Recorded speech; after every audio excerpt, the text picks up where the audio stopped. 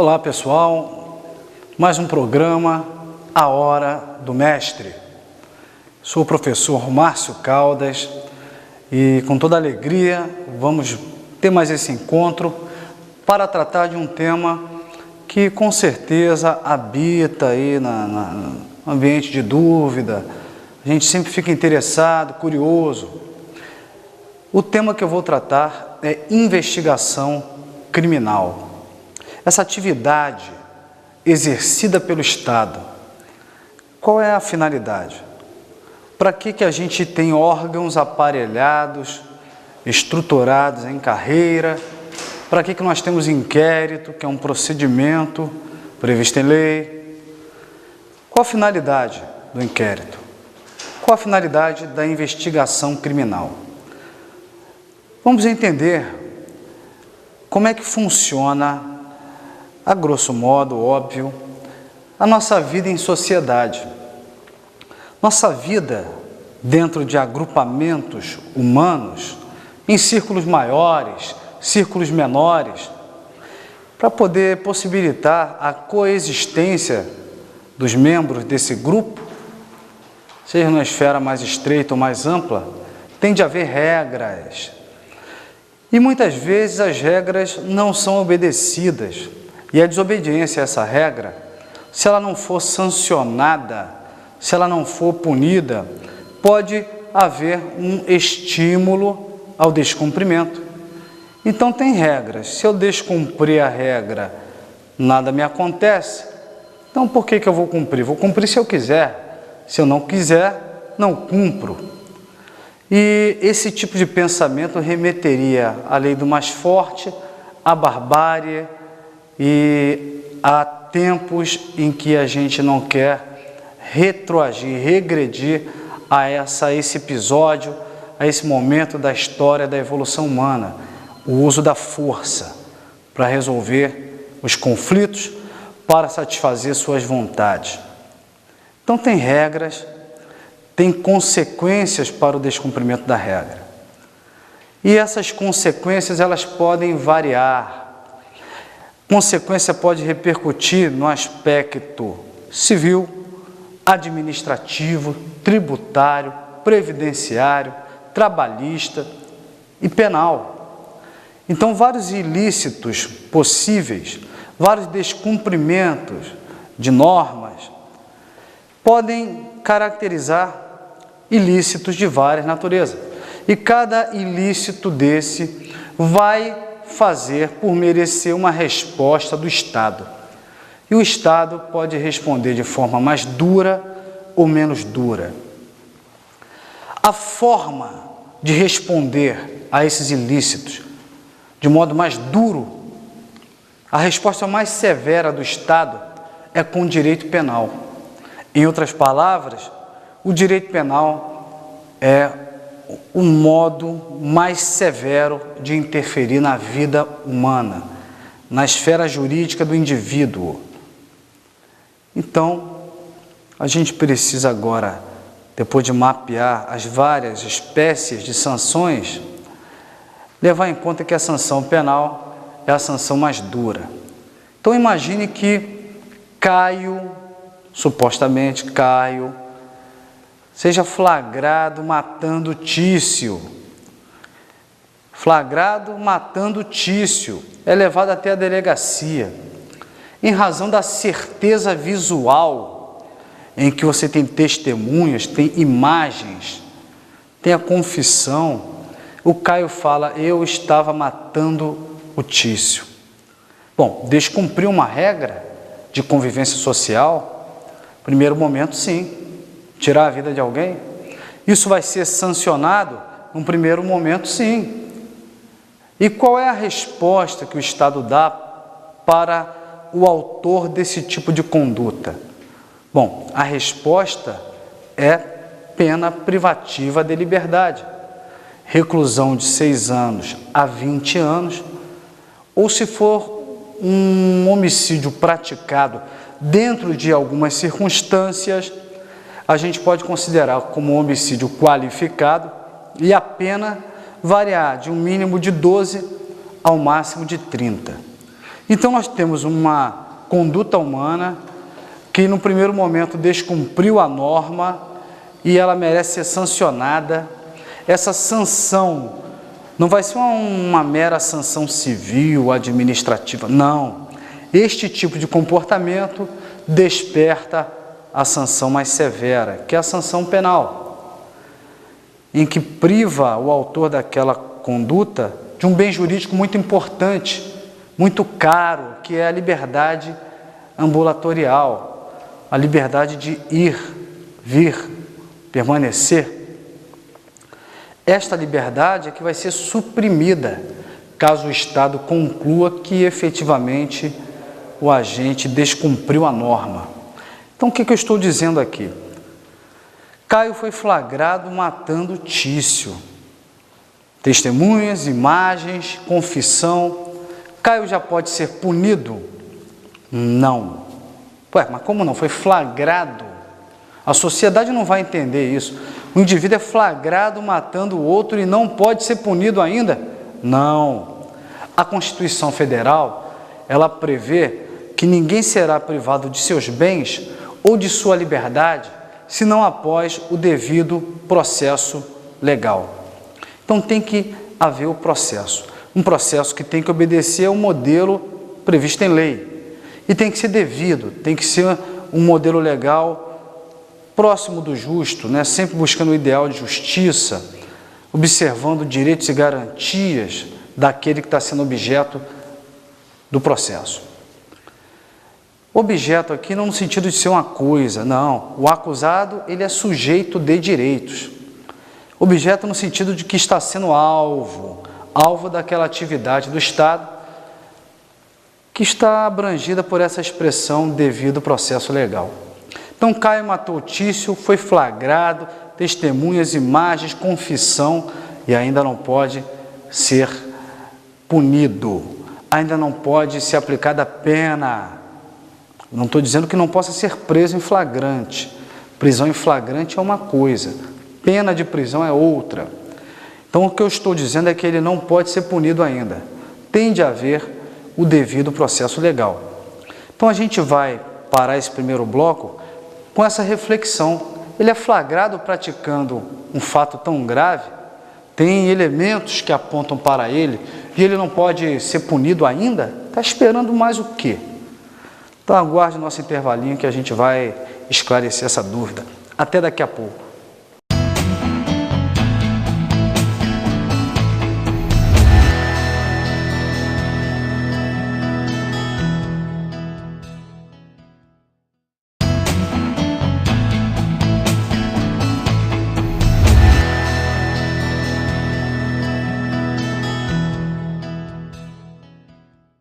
Estamos de volta com o segundo bloco do programa de hoje, A Hora do Mestre.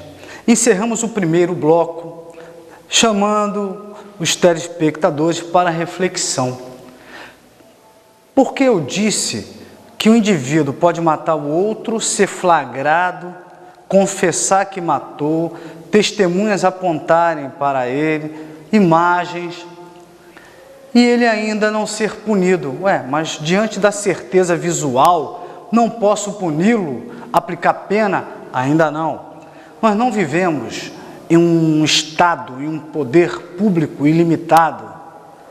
Vivemos em um Estado democrático de direito.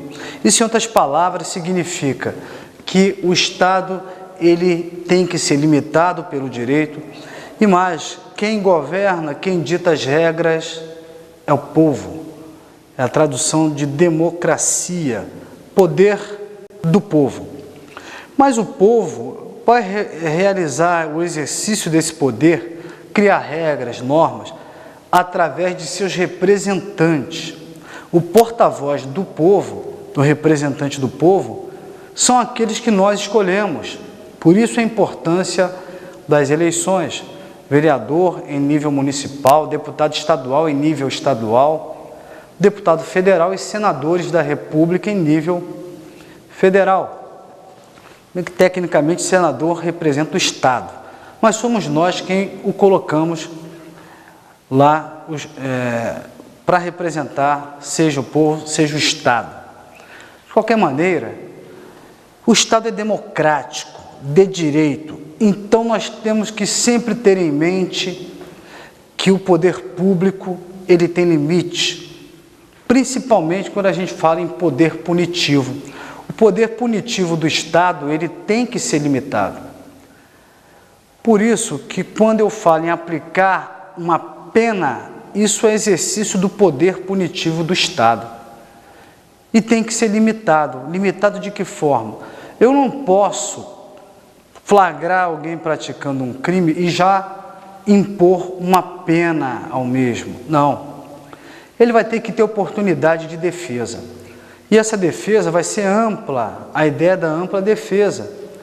Porque pode ser que nessa atividade que o Estado tem que desenvolver, que compõe essa expressão devido processo legal, durante essa atividade, o acusado e mesmo o investigado, ele pode conseguir demonstrar que ele matou sim, mas matou em legítima defesa, matou para não morrer. Por isso que quando a gente fala, pô, um indivíduo pode ser flagrado matando o outro, pode confessar, pode testemunhas apontar, podem ter imagens, e mesmo assim o Estado não impor uma pena ao mesmo. Logo, tem que desencadear essa atividade estatal que vai conseguir realizar esse princípio do devido processo legal. E como eu disse, a gente sabe que o Estado tem um poder punitivo e agora está sabendo que esse poder punitivo tem que ser limitado.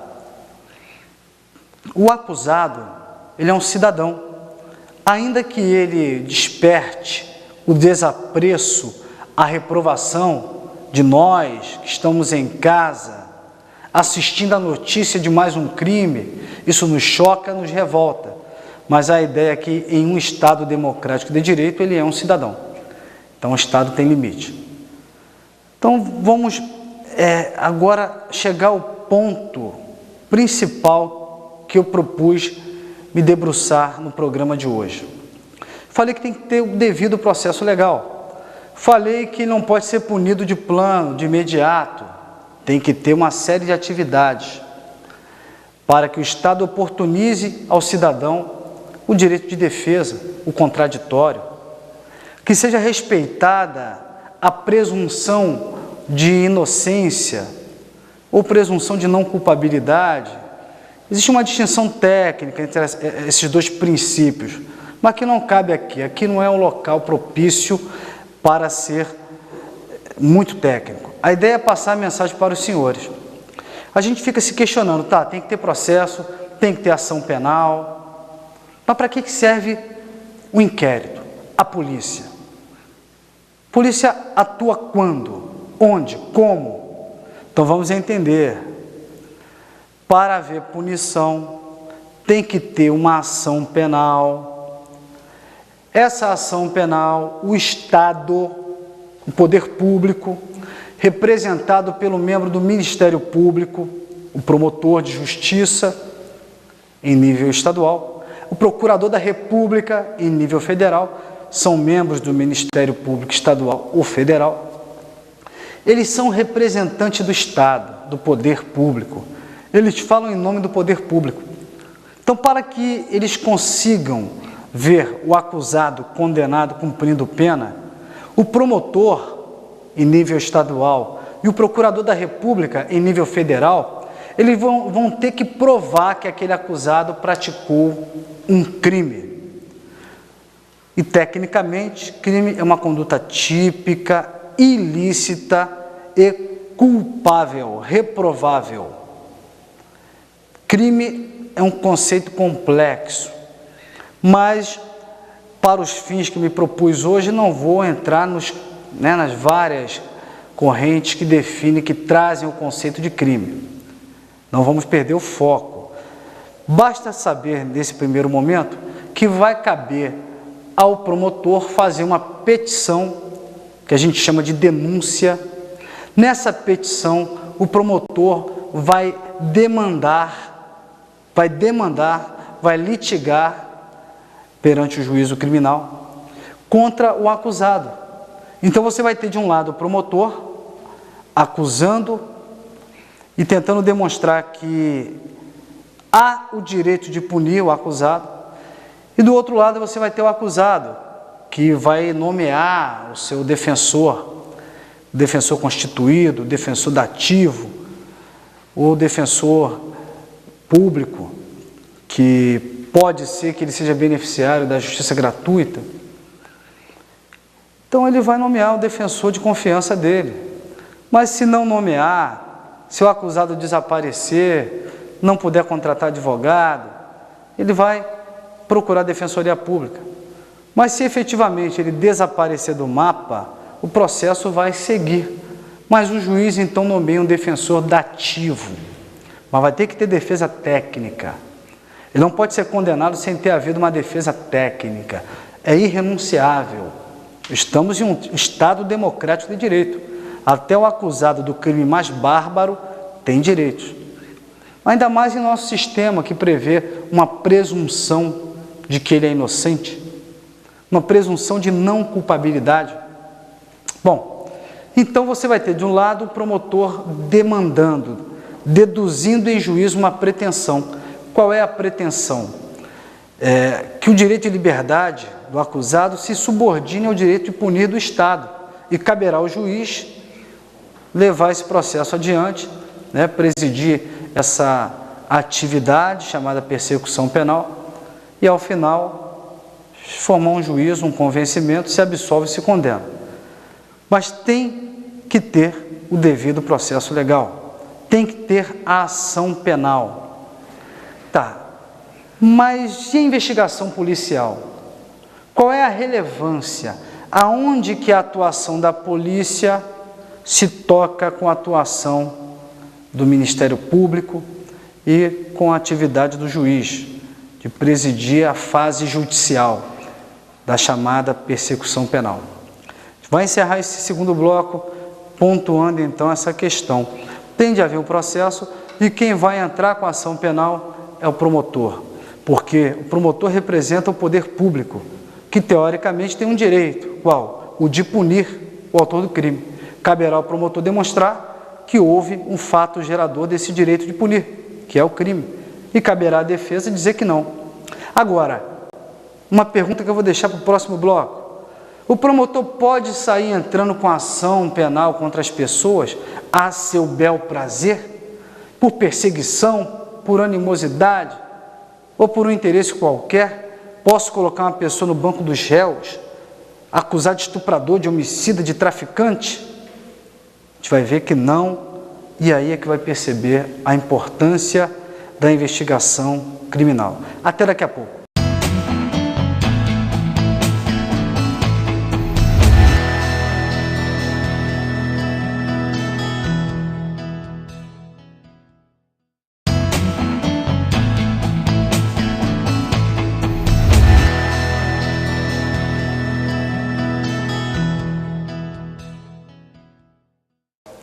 Estamos de volta com o último bloco do programa de hoje. Encerramos o segundo bloco chamando a atenção que para alguém ser condenado e ser submetido a uma pena, tem que ter a ação penal. Que é na ação penal, é durante a ação penal, é no desenvolvimento da ação penal que será observada uma garantia, um princípio garantidor do devido processo legal, em que o acusado, em um Estado democrático de direito, ele é sujeito de direitos. Ele vai ter oportunidade de defesa. Mas eu concluí fazendo uma pergunta. Bom, já que é o promotor quem tem que peticionar, pedindo ao juiz que reconheça o direito de punir, pode o promotor, ele tem a liberdade, ele tem o arbítrio, a discricionariedade de sair acusando de crime quem ele quiser? Eu não gosto do meu vizinho, eu acho que eu vou provocar um transtorno para o mesmo. Eu vou peticionar dizendo que ele é um estuprador. E ele que se defenda. Pode? Não pode. Não pode porque há uma ação penal, ainda que ao final da ação penal o juiz absolva o acusado, mas só em estar envolvido em uma ação penal, respondendo a uma ação penal, sentado no banco dos réus, isso causa um escândalo, um estigma, o chamado strepito judice, o escândalo do processo. Que imagine eu de perseguição com meu vizinho, eu faço uma denúncia formal, uma petição assinada por um membro do Ministério Público, dizendo que esse vizinho, ele molestou uma menina de 3 anos, de 4 anos, moradora da casa ao lado, moradora na unidade de cima do seu prédio. Olha o transtorno que esse tipo de acusação causa. Ele pode ser linchado pelos moradores, ele pode perder a noiva, a esposa, a namorada, ele pode perder o emprego, pode ser que a mídia acabe dando uma atenção muito grande ao fato e acabe provocando o judiciário a decretar a prisão dele. Ele pode ir para a prisão e, infelizmente, sofrer sevícias e até abuso sexual dentro do estabelecimento prisional. E no final ele é absolvido porque não tinha como ser diferente, porque é tudo mentira do promotor. Olha o transtorno. Bom, é aí que entra o papel da polícia investigativa. Geralmente a gente associa, né, a atividade policial a uma atividade não muito simpática, de repressão, de restringir, de violar meus direitos. Poxa, quer saber a minha intimidade, o que eu falo ao telefone, quer me interceptar minha comunicação telefônica, quer saber minha movimentação bancária, quer quebrar meu sigilo bancário, quer entrar na minha casa, meu lar, meu recanto, onde eu vou descansar, desenvolver os atributos do espírito humano, com meu filho, com a minha esposa. O cara quer violar meu domicílio. E a grande verdade é que a polícia faz tudo isso, mas faz porque a lei permite, a lei disciplina essa atividade de violar legalmente bens jurídicos do cidadão, porque a atividade de investigação é uma atividade de devassa. Por isso que tem que estar na lei, por isso que o agente tem que se prender ao modelo que o legislador, em nome do povo, porta-voz do povo, criou, vai criar uma norma, é o povo que está autorizando. Então está entrando na minha casa porque teoricamente eu autorizei, já que sou eu que coloco o meu representante lá no Congresso Nacional. Bom, então, essa atividade policial, ela geralmente não desperta muita simpatia, mas vamos entender. Polícia ostensiva, polícia de segurança, é aquela que atua preventivamente, normalmente fardada, de forma ostensiva, como que dissesse: a polícia aqui, vamos manter a ordem, não pratiquem crime. Geralmente essa atividade é realizada pela polícia militar em nível estadual e em nível federal, nas rodovias, é pela Polícia Rodoviária Federal. Estão ali trabalhando fardado para poder prevenir a violação à ordem pública ou para fazer cessar eventual perturbação da ordem pública. Mas quando não é possível evitar o crime e a ordem pública é violada, aí é que vai entrar a polícia judiciária, a polícia de investigação. Essa polícia em nível estadual é realizada pela Polícia Civil e em nível federal pela Polícia Federal. Esses órgãos possuem componentes que não trabalham fardados, porque a ideia não é aparecer para evitar o crime. A ideia é a Polícia Civil e a Polícia Federal agir após o crime. Então, a polícia preventiva, ela não é onipresente, onisciente, não consegue prevenir todos os crimes. O crime acontece. Quando o crime acontece, aí é que a polícia de investigação vai agir. E o que a polícia vai fazer? A polícia vai reunir alguns elementos para demonstrar que aquela notícia de crime que chegou até o delegado, para demonstrar que aquele crime veiculado por aquela notícia, ele realmente foi praticado.